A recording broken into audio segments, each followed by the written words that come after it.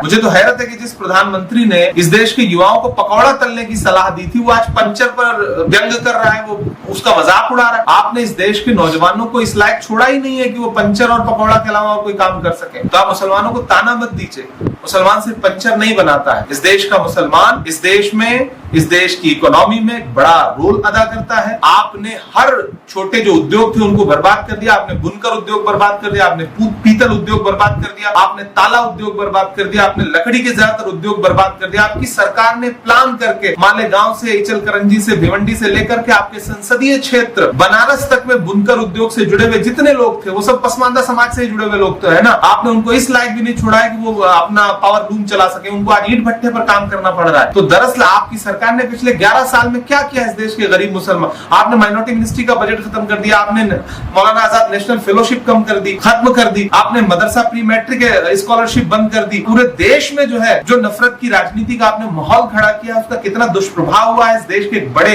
वर्ग के साथ। आपका जो माहौल है, इस देश में मॉब लिंचिंग के शिकार जितने लोग हैं वो किस वर्ग से आते हैं? क्या वो पसमानदा समाज के लोग नहीं है? पहलू खान पसमानदा नहीं है, तबरेज अंसारी पसमानदा नहीं है, अखलाक पसमानदा नहीं है, जुनैद पसमानदा नहीं है? तो ये जिन लोगों के साथ आपकी सरकार में पिछले 11 साल में जो व्यवहार हुआ है, आपकी राज्य सरकारें जिनका घर तोड़ रही है वो कौन लोग हैं? ऐसे में मुझे लगता है कि प्रधानमंत्री जी, आपका कानून पूरी तरह से संविधान के खिलाफ है। और जिस तरह आपने कृषि कानूनों को वापस लिया था, एक दिन आपको वक्फ कानून भी वापस लेने